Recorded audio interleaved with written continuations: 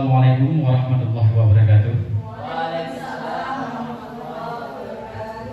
Alhamdulillah, alhamdulillahirabbil alamin. Wassalatu wassalamu ala asyrafil anbiya'i wal mursalin wa ala alihi wa sahbihi ajmain.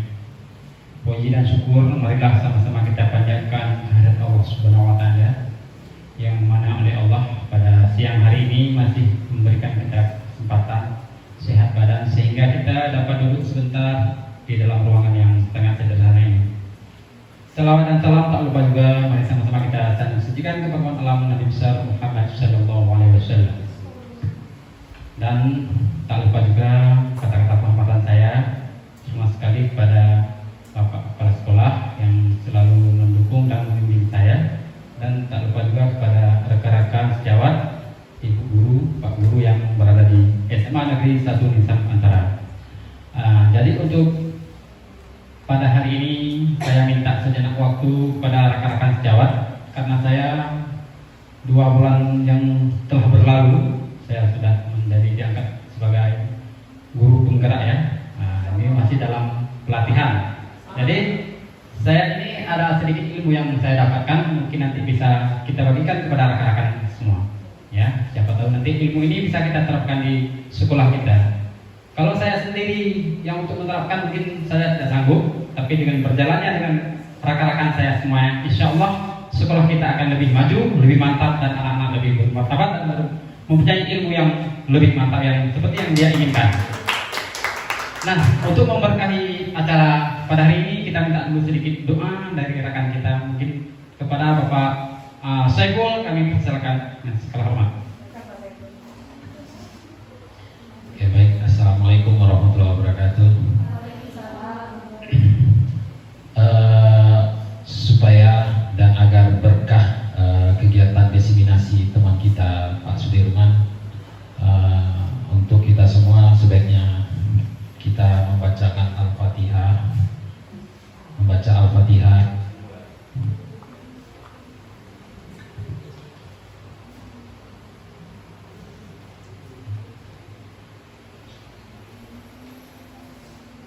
Baik, selesai. Terima kasih, Pak. Ya, terima kasih kita ucapkan kepada Bapak Saiful yang telah memimpin doa supaya acara kita lebih berkah. Nah, kita memasuki pada sesi acara kita yaitu tentang diseminasi dan penerapan budaya positif. Ya, mungkin kita sudah sering dengar apa itu budaya positif yang perlu kita adakan baik di sekolah ataupun di tempat-tempat yang lain, itu sangat penting ya. Nah di sini pertama ini sebagai yang saya kenalkan dulu sebagai pasir saya yaitu Ibu Iin Kurniawati, dan saya sendiri Sudirman SPD sebagai CGP, dan ada satu lagi itu pengajar praktik atau disebut dengan PP yaitu Ibu Nur Afia ya. Nah dalam perjalanan ya selama saya di CGP ini, yang pertama bertemu dulu dengan Ki Hajar Dewantara ya. Nah, itu apa kata Ki Hajar Dewantara tujuan pendidikan? Menurut Ki Hajar Dewantara, pendidikan adalah menuntun segala kodrat yang ada pada anak-anak agar mereka dapat mencapai keselamatan dan kebahagiaan yang setinggi-tingginya, baik sebagai manusia maupun sebagai anggota masyarakat.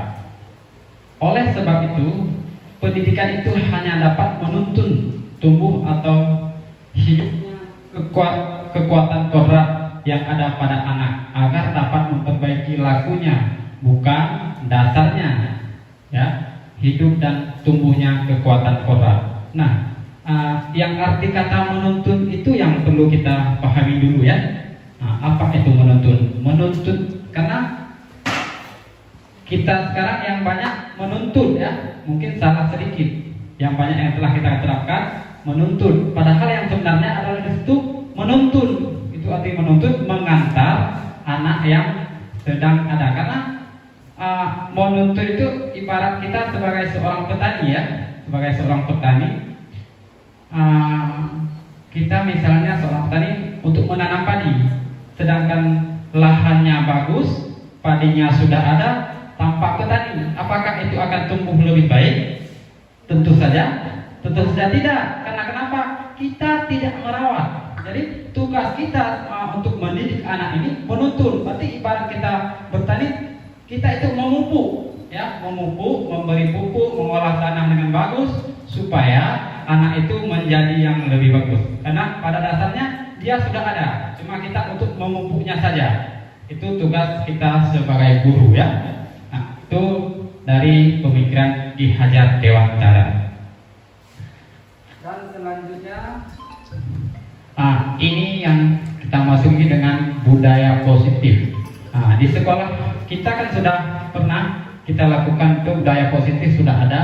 Yang pertama seperti contoh kita bergotong royong bersama, ya. Habis itu kita membaca Yasin di pagi Jumat bersama guru dan siswa, dan selanjutnya berliterasi.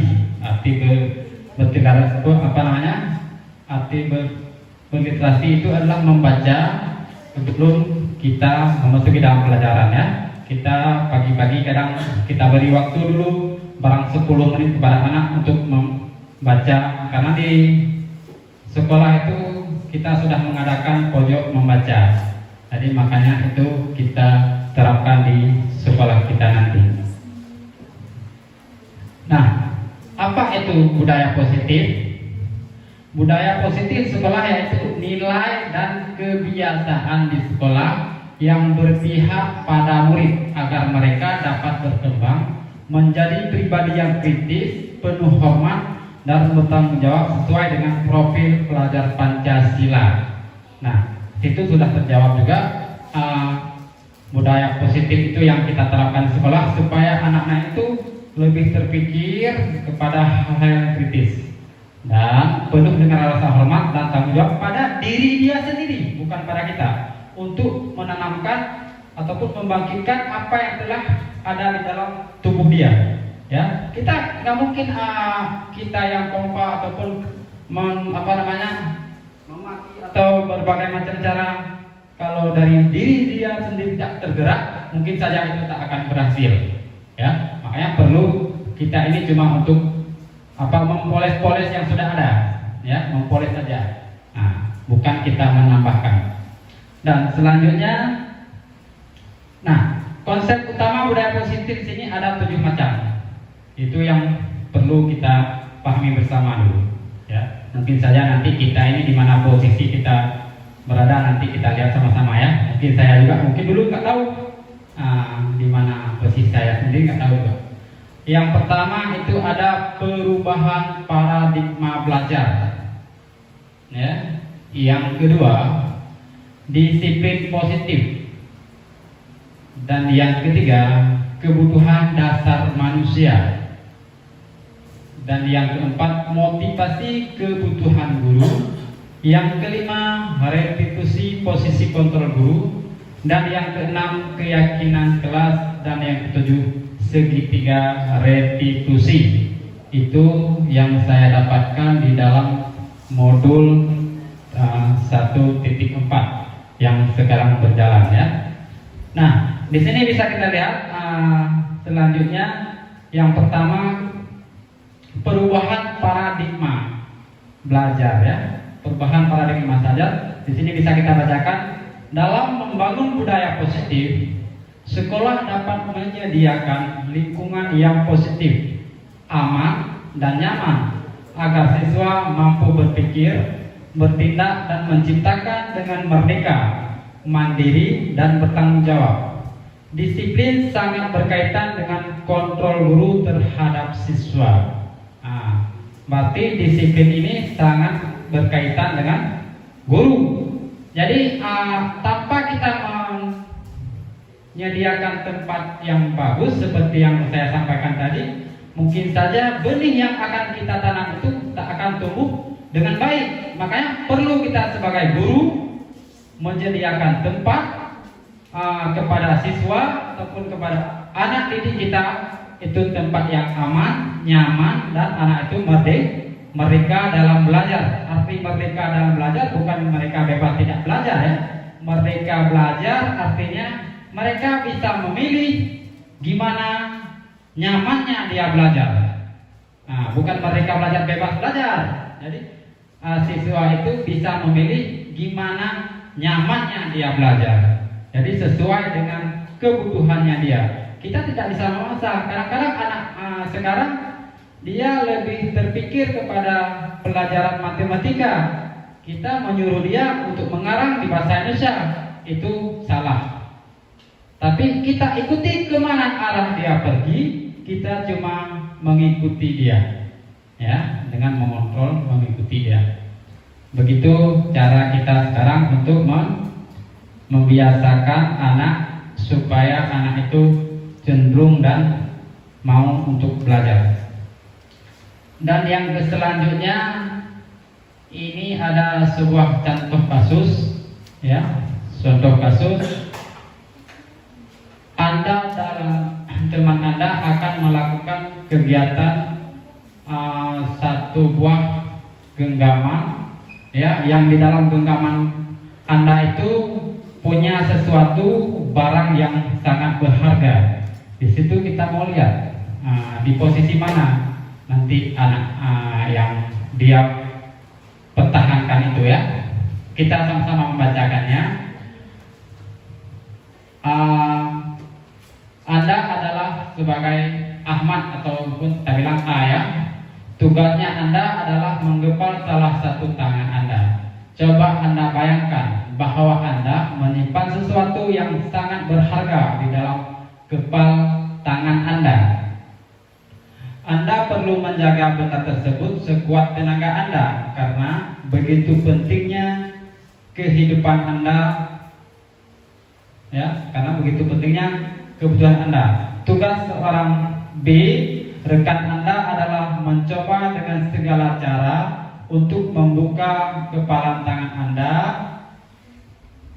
Boleh membujuk, membidik, merahi ataupun menggoda, mengkritik, bahkan segala macam dengan menawarkan uang ataupun macam cara lah untuk merayunya, ya.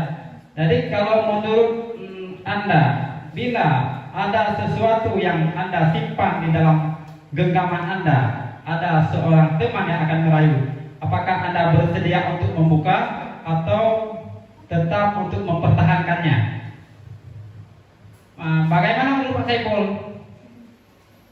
Tetap mempertahankan? Tetap mempertahankan. Oh, ya, ini di kelompok Pak Saiful tetap mempertahankan. Gimana ini menurut kelompok Ibu Rahmina?